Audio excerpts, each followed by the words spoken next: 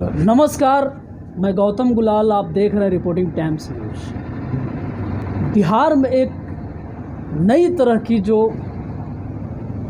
एक वातावरण चला हुआ है, आरएस भट्टी जो बिहार में एक चर्चा का विषय बने हुए हैं और हर जगह पर चर्चा हो रही है, मीडिया में, अखबारों में, हर जगह छाए हुए हैं। तो हमारे साथ मौजूद हैं सीनियर जर्नलिस्ट आशुतोष। हम इनसे बात करेंगे कि अभी जो बिहार की एक तरह से राजनीति भी कह सकते हैं कि अपराध की जो घटनाएं घट रही थी, जिस पे लगातार बीजेपी जो है नीतीश कुमार को घेर रही थी कि बिहार में अपराधी बढ़ गए हैं और जब से महागठबंधन की सरकार बनी है, तेजस्वी यादव आए हैं, तो जंगल राज का राग अलाप रहे थे। तो ये आरएस भट्टी का आना ये क्या दर्शाता है, और जिस तरीके से 2 दिनों के अंदर में ये पूरे जो अपराधी जगत के जो गुंडे हैं, जो अपराध में लिप्त हैं, उनके अंदर खलबली सी मची हुई, जैसा कि लोग बता रहे हैं, जैसा कि सुनने में आ रहा है। तो इसको आप एज ए जर्नलिस्ट, इसको आप किस दृष्टि से देखते हैं? क्या ये बिहार में अपराध को लगाम देने के लिए और बीजेपी का मुंह बंद करने के लिए नीतीश कुमार ने ये एक पासा फेंका है? ये इस मसले को आप किस तरह से देखते हैं? देखिए, नीतीश कुमार को फिलहाल अपनी सुशासन की छवि बरकरार रखनी है। वहीं तेजस्वी प्रसाद यादव लंबे समय से सत्ता से बेदखल है। मतलब गठबंधन के आश्रय तो वो सत्ता में आए हैं, लेकिन पिछले 17 वर्षों से वो सत्ता से बेदखल है। एक बार नीतीश कुमार ने जब पलटी मारी तो तेजस्वी प्रसाद यादव सत्ता में आए, अब फिर दोबारा आए हैं। लेकिन खुद जो पार्टी अकेले अपने दम पर सत्ता में रहती थी, वो आज सत्ता से कोसों दूर है। तो तेजस्वी प्रसाद यादव को भी अपनी जो पुरानी जो बातें हैं, जिसको लेकर राजद को घेरा जाता है, उन्हें भी उस छवि से बाहर आना है। मतलब जो लॉ एंड ऑर्डर पर राजद का मतलब सीधे तौर पर जंगल राज, क्राइम, अपराध का पर्याय, माने ऐसा एक परसेप्शन है। उसमें कुछ बातें सही भी हैं, क्योंकि बहुत बड़ी ऐसी घटनाएं हुई और बहुत बड़े आईएएस अफसरों ने भी इस पर काफ़ी कुछ बयानबाजी भी किया और बहुत सारे स्कैम्स भी हुए थे उस दौर में, जो तेजस्वी प्रसाद यादव इस बात को जानते हैं। तो पिछले चुनाव में उन्होंने भी कई बार अपनी पार्टी की छवि को बदलने के लिए कई मौक़ों पर लालू प्रसाद यादव और राबड़ी देवी की तस्वीर भी हटाई, अपनी तस्वीर ही केवल लेकर वो चुनावी मैदान में पोस्टर्स लगाते थे, जाते थे। वहीं अब नीतीश कुमार को भी पता है कि महागठबंधन की जब सरकार बनी और राजद के साथ जब एक अलायंस हुआ जदयू का, तो वैसे ही बीजेपी हमलावर हो गई और वो जंगल राज का पर्याय बताने लगी और इस बार नीतीश कुमार को भी घेरने लगी। तो अब नीतीश कुमार को कोई सख्त कदम उठाना था। तो ऐसे भी राज्य में जो पुलिस महकमा है उसे मजबूत होना चाहिए। तो आरएस भट्टी ने बिहार की पुलिसिंग सेवा में लंबे समय से उन्होंने अपना योगदान दिया है। वो एक कड़क मिजाज अफसर रहे हैं, उनकी छवि बहुत साफ सुथरी रही है। तो अब वक्त आ गया था कि नीतीश कुमार को ये मूव लेना था और पूरे तरीके से, अगर कोई मसला है तो क्राइम का ही मसला है, जिस पर नीतीश कुमार को बीजेपी परास्त करेगी। आप सीधे बात समझ लीजिए। आप अगर कृषि की बात करें, इंफ्रास्ट्रक्चर्स की बात करें, उद्योग की बात करें, बहुत सारी ऐसी बातें अगर आप करें, महिला आरक्षण की बात करें, बेरोजगारी की बात करें, इकोनॉमी डेवलपमेंट की बात करें, लैंड रिफॉर्म्स की बात करें, किसी भी सूरत में आप बात करेंगे, जनता के बीच में वो चीज़ें नहीं घुसने वाली हैं। लेकिन अगर आप क्राइम के मसले पर बात करेंगे तो ये नीतीश कुमार की सरकार के लिए बहुत बड़ी चुनौती है, जिससे आरएस भट्टी के आने से अपराधियों में एक खौफ का वातावरण बन रहा है और उनके रहने से गठबंधन की सरकार को अपनी छवि सुधारने का एक मौका मिलेगा और वो उसमें पूरी तरीके से खरे भी उतरेंगे। नीतीश कुमार को जो सुशासन के नाम से जाना जाता है, तो एक मौका है कि जिस तरीके से बीजेपी लगातार हमलावर है, जब से मतलब कहा भी जाता है कि जब एक साथ थे, सत्ता में थे, तो सब कुछ ठीक नज़र आता था, लेकिन सत्ता से जैसे ही बाहर आ गए तो विपक्ष में आ गए, तो जाहिर सी बात है कि कुछ बातों पर हमलावर होंगे ही। तो क्या बीजेपी जो अपराध को लेकर कितना हल्ला कर रही थी, तो बीजेपी के लिए क्या घेरने की क्या चुनौती रहेगी, क्योंकि उनको तो एक तरह से जवाब के रूप में दिया जा रहा है कि आप जो हल्ला कर रहे थे कि सुशासन का सिर्फ नाम है और आपराधिक घटनाएं जो बढ़ रही है, तो ये बीजेपी के लिए क्या इसमें माइनस पॉइंट हो सकता है? देखिए, मैं आपको एक बात बता दूं कि पिछले बार जब महागठबंधन की सरकार बनी थी तो राजद उस वक्त फुल फ्लेजेड नीतीश कुमार के साथ नहीं थी, वो उसे एक तरीके से बाहर से समर्थन दे रही थी। लेकिन 15 का चुनाव दोनों ने साथ मिलकर लड़ा और लगभग 1.25 साल ये सरकार चली। 1.25 साल से थोड़ा ज़्यादा इसका वक्त रहा था, मतलब 1 साल आप 7 महीने सीधे कह सकते हैं, 6 या 7 महीने। तो उस दौर में फिर जदयू और राजद की सरकार एक साथ चल रही थी। 2015 में चुनाव हुए थे और 1 साल 16 में अगर आप नवंबर तक का कार्यकाल मान लें और 17 के जून या जुलाई में ये सरकार फिर हट गई थी और नीतीश कुमार बीजेपी के साथ आ गए थे। तो उस दौर में तेजस्वी प्रसाद यादव पहली बार डिप्टी सीएम बने और वो पूरी कोशिश कर रहे थे कि वो अपनी छवि को कंट्रोल करके रखें और जो राजद पे दाग लगे थे उसे वो बहुत हद तक, मतलब उस चुनौती को स्वीकार करके उसको वो हटाने की कोशिश कर रहे थे। लेकिन कई मौके पर उनके भाई और उनका जो पारिवारिक विवाद और कुछ ऐसी घटनाएं होती।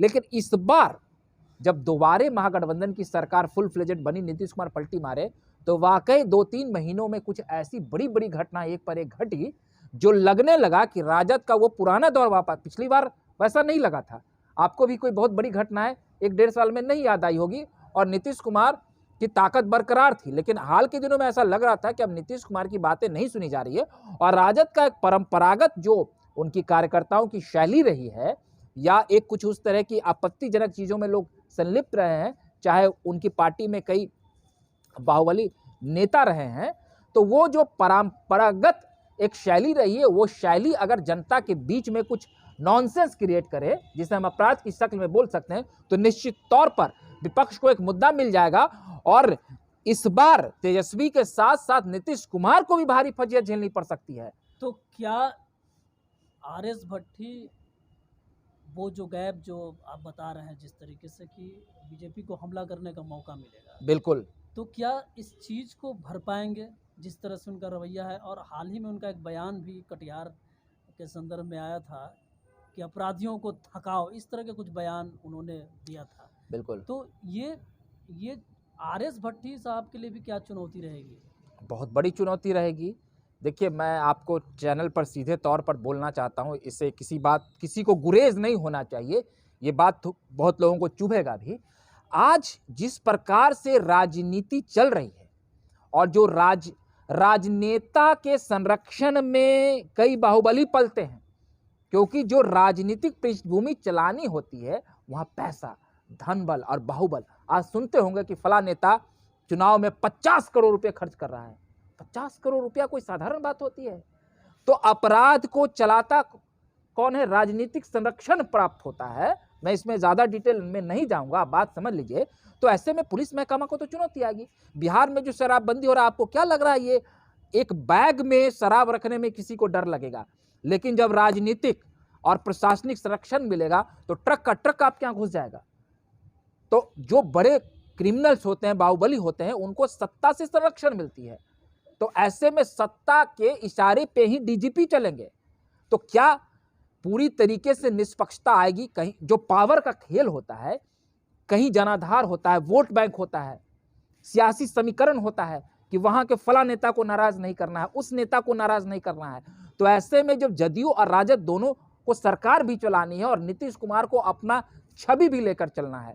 बीजेपी के साथ जब नीतीश कुमार थे तो उनको क्राइम को लेकर बहुत ज़्यादा चुनौती नहीं थी, क्योंकि बीजेपी के बहुत सारे ऐसे नेता हैं जिनकी पृष्ठभूमि, भले वो कुछ धार्मिक उन्माद की हम बात कर ले, लेकिन राजद में कई ऐसे नेता हैं, आज भी कई जिला अध्यक्ष हैं, कई बार आप सुनते होंगे राजद के फला नेता, कई मुखिया हैं। मैंने ग्राउंड लेवल पर अगर आप बात देखें तो वो चीज़, और तेजस्वी प्रसाद यादव भी इससे उभरना चाहते हैं। मैं इस बात का समर्थन करता हूं, उनका जो बॉडी लैंग्वेज है, लेकिन वो क्या करें, वो भी मजबूर हैं, क्योंकि जो पार्टी का जो एक पिछले बार उन्होंने कई संदेश दिया था, कई पुराने नेताओं को उन्होंने दरकिनार किया। कई बार ऐसी खबरें भी आती हैं कि जो लालू यादव के दौर में कई करीबी नेता थे, उनसे भी तेजस्वी यादव बहुत दूरी बनाकर रखते हैं। वो एक नए समीकरण को करने, लेकिन राजनीति करना और पार्टी चलाना इतना आसान नहीं होता है। चुनाव के वक्त उनको भी एक लालच होता है कि मैं फलां बाहुबली विधायक और उसको ले लूं तो मैं चुनाव जीत जाऊंगा। तो ये जहाँ तक आप बाहुबली विधायक की बात कर रहे हैं, तो ये तो हर एक राजनीतिक पार्टी जो है इससे कोई अछूता नहीं है। आप बीजेपी की बात कर लें, आप राजद की बात कर लें, किसी की बात कर लें, बीजेपी में भी बहुत सारे ऐसे नेता हैं जो बाहुबल का प्रयोग करते हैं। तो ये तो एक राजनीतिक दलों के देखिए, मैं आपको बाहुबल और धनबल दोनों दो चीजें होती है। धन का प्रयोग करना, अगर आपने भ्रष्टाचार करके बहुत धन कमाया है, और धन का चुनाव में पानी की तरह पैसे बढ़ाना, और क्राइम करना, दोनों दो चीजें होती हैं, है ना। तो क्राइम करना, आप जिस तरह से आरोप लगा रहे हैं खुली तौर पे आरजेडी मैंने तेजस्वी यादव पर कि उनकी पार्टियों में क्राइम करने वाले लोग ज़्यादा हैं, आपके कहने का मतलब? नहीं, अभी वो सत्ता में है तो उसकी बात हो रही है। डीजीपी आए हैं, क्योंकि जो पार्टी ऑपोजिशन में है उसके पास तो अभी बहुत ऑप्शन है नहीं। वो तो उनका आदेश तो कोई मानेगा नहीं, पुलिस विभाग। जो पार्टी सत्ता में है उसकी बात हम करेंगे ना, चाहे वो जदयू की बात हो, राजद की हो, या फिर और भी जो सत्ता से संपोषित। क्योंकि एक दौर था, जब आपने भी कई बातें सुनी होगी, कि उस वक्त शहाबुद्दीन जब पूरे पिक पर थे, तो शहाबुद्दीन ने किस तरीके से अपने बाहुबल का प्रयोग किया था, और लालू प्रसाद यादव को कई बार सत्ता के करीब पहुंचाने में उन्होंने अग्रणी भूमिका निभाई थी। आज भी कई ऐसे लोग हैं, आज अनंत सिंह की अगर हम बात करें, या और भी एक फहरिस्त है, कई ऐसे लोग हैं तो जो हम समय दर समय सुनते हैं। हालांकि जनता के बीच में क्या छवि होती है, कि उनकी क्या पकड़ होती है, एक अलग विषय होता है। उसी तरह से कोई भी पार्टी में हो सकती है, जदयू में हो सकती है, राजद में हो सकती है, बीजेपी में हो सकता है, कांग्रेस में हो सकता है, लेकिन जो पार्टी सत्ता में होती है उसकी खनक ज़्यादा होती है। ये बात तो समझ, अंत में मैं इस विश्लेषण में ये जानने की कोशिश करूँगा कि आर.एस. भट्टी को जिस तरीके से लाया गया और जिस तरीके से वो कार्य कर रहे हैं, तो इसको आप किस रूप में देखते हैं? मैंने तो कहा ना कि तेजस्वी प्रसाद यादव और लालू प्रसाद यादव, सॉरी माफ़ कीजिएगा, नीतीश कुमार, दोनों क्राइम कंट्रोल करना चाहते हैं। तेजस्वी प्रसाद यादव का भी है बॉडी लैंग्वेज है, वो काफ़ी दूरी ऐसे लोग, मैंने आपको पहले ही कहा, क्योंकि पार्टी में पूर्व से एक छवि बनी हुई है और उस तरह के लोगों का भरमार रहा है, तो उसको एक बार बदलना उनके बस की बात नहीं है। धीरे धीरे तेजस्वी प्रसाद यादव, क्योंकि कई चुनाव वो हार चुके हैं, अब वो सीधे तौर पर, चाहे वो जिस भी विभाग को वो देख रहे हैं, उनकी पूरी कोशिश हो रही है कि मैं विकास करूं, क्योंकि अगले चुनाव में जनता सीधे हिसाब कर देगी। और बीजेपी विपक्ष के तौर पर सामने एकदम हमलावर बैठी हुई है। तो नीतीश कुमार भी फंस, कई मौके पर आप उनकी झुंझलाहट, उनकी बेचैनी आप देख सकते हैं। और बिहार में जिस तरीके से शराबबंदी को लेकर एक बड़ा मतलब बीजेपी ने अभियान छेड़ रखा है, नीतीश कुमार को धर दबोचने की जो उनकी कोशिश जारी है, इससे बचने के लिए नीतीश कुमार को एक रास्ता निकालना ही होगा, और इसमें तेजस्वी प्रसाद यादव को भी उनका भरपूर साथ देना पड़ेगा। लेकिन हाल के दिनों में अगर मैं देखूं तो नीतीश कुमार की पकड़ कमजोर हुई है, न कि तेजस्वी प्रसाद यादव की। तेजस्वी प्रसाद यादव अपनी बहुत ही शांत रहकर और नीतीश कुमार के पीछे रहकर वो अपनी छवि को बनाने में लगे हुए हैं। तो आज का विश्लेषण में हम लोग जानने की कोशिश किए हैं कि अभी जो बिहार में जो माहौल चल रहा है, तो हमारे साथ आशुतोष, और उन्होंने एक विश्लेषण किया कि आर.एस. भट्टी साहब जो हैं, तो क्राइम पर किस तरह से बिहार में कंट्रोल होगा। तो ये 2-3 दिनों का जो मसला पूरे बिहार में दिखाई दे रहा है, कि जिस तरीके से वो अपना एक्शन लिए हैं आर.एस. भट्टी साहब, तो देखिए बिहार में आगे क्या होता है। तो आज के लिए बस इतना ही, और आगे की खबर के लिए फिर हम आपके साथ दूसरे वीडियो के साथ उपस्थित होंगे। अगर आपको हमारा ये वीडियो अच्छा लगा हो तो इसको आप शेयर कीजिए, लाइक कीजिए, और चैनल को सब्सक्राइब कीजिए, फेसबुक पेज को फॉलो कीजिए। धन्यवाद।